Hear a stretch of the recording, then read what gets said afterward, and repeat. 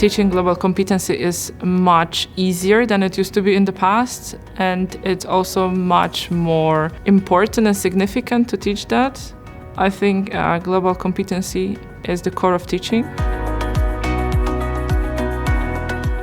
The Global Cities Codebook for Global Student Learning Outcomes gives K-12 educators a way to define, teach, and measure global competency. The Global Cities Framework is grounded in 4 global student learning outcomes that are essential for building global competency: appreciation for diversity, cultural understanding, global knowledge, and global engagement. With input from our Global Educator Network, we also identified 55 concrete, observable, and teachable indicators of the outcomes. These name the knowledge, skills, attitudes, and behaviors students may demonstrate as they progress towards the 4 learning outcomes. Since there are 55 metrics under that codebook, there are opportunities for me to isolate particular ones. I'm given the opportunity to pick and select and build what works for the community of students that are a part of my classroom. Start by selecting the global learning outcome and indicator you want to teach. First, review your goals for student learning, your curriculum standards, and your instructional scope and sequence. Then review the global student learning outcomes and indicators. To help you decide which indicators are the most important to teach your students, you might read through all 55 to identify where they best connect with content you plan to teach or skills and mindsets you want students to build. Or you might focus on reviewing all the indicators of one student learning outcome or one developmental competency area. For instance, a high school social studies teacher might decide to choose indicators from the Cultural Understanding Global Student Learning Outcome to complement students' study of the politics and social structures of early civilizations. Or a 3rd grade teacher might choose indicators from the attitudinal developmental competency area that will help students reflect on the importance of civic engagement during a reading unit on memoirs and biographies.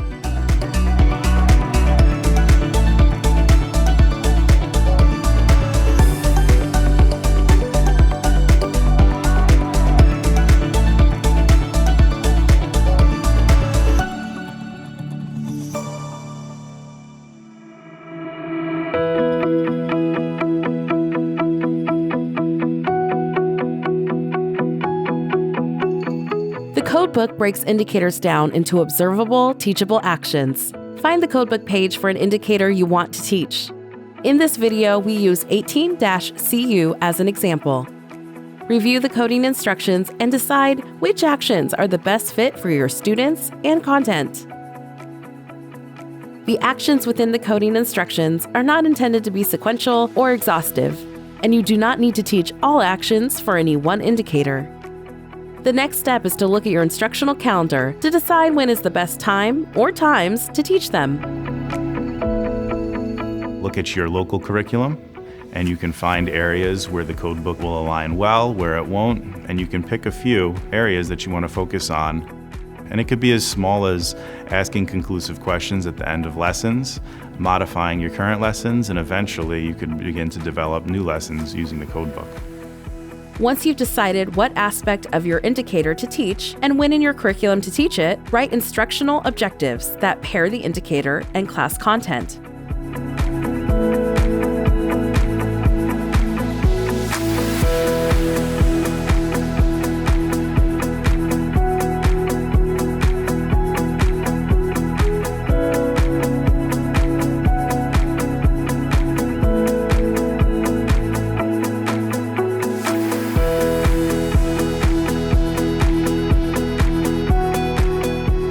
Next, think about what you want your students to say, write, or do to demonstrate the objective.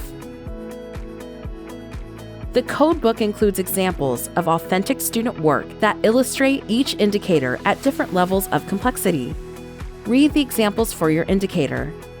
Notice the different ways students show the indicator. Think about what is the same across examples and how they are distinct. Then consider how your students' work may look similar to or different from the examples. Write a clear, kid-friendly exemplar response, student-facing checklist, or rubric for your objective. This will help students understand what you expect them to say, write, or do by the end of the lesson.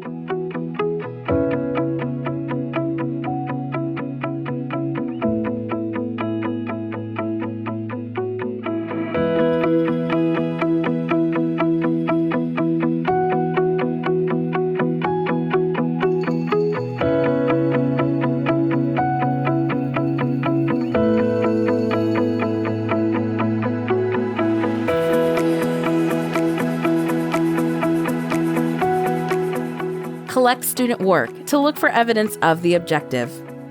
Compare the work to your exemplar, checklist, or rubric to analyze where students are applying the indicator and what you want to see them do next.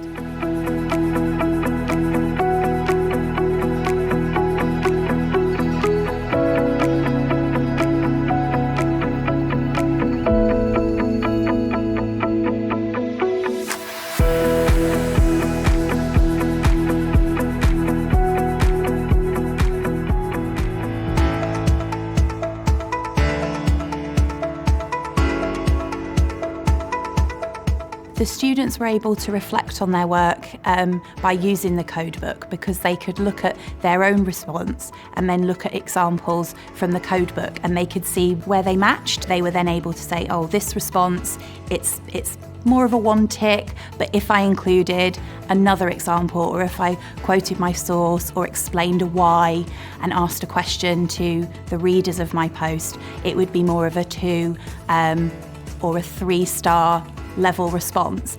Global competency development is a lifelong process.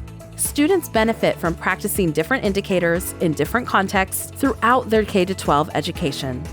Educators can reflect on student growth over time to better understand the arc of their development. Look at different examples of student work across a unit or a year.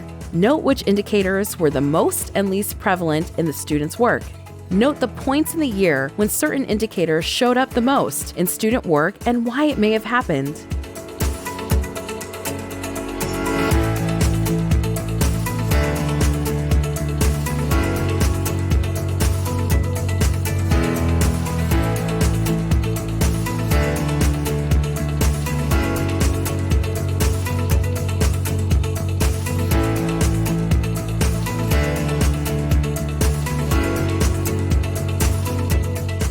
Your reflections can help you understand which instructional practices and activities are the most successful for blending global competency and content.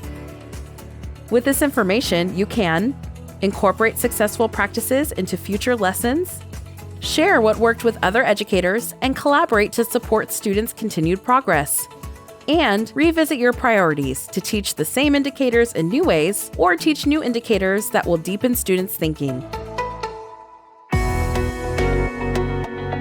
Start off small, try one indicator and one learning outcome. We can guide our students to come to that realization that even if you're studying math, for example, there is a global component to it. If we're learning algebra, it's great that we're able to put all of these formulas together, but what is the origin of algebra, for example? Where does it go back? Like, what's the history of it? And yes, it's going a step beyond what is in the actual standards or the expectations that we are to cover. However, by doing that, you're introducing and you're allowing your students to have this global knowledge about a subject that they're actually learning, and it makes it more relevant for them. The Codebook for Global Student Learning Outcomes equips you to teach core K-12 content and lasting global competency skills together. Each time you follow this instructional planning process, your students develop their broader appreciation for diversity, cultural understanding, global knowledge, and global engagement as they prepare for success in a globalized world. Visit the Global Cities website to learn more about connecting your students to the world.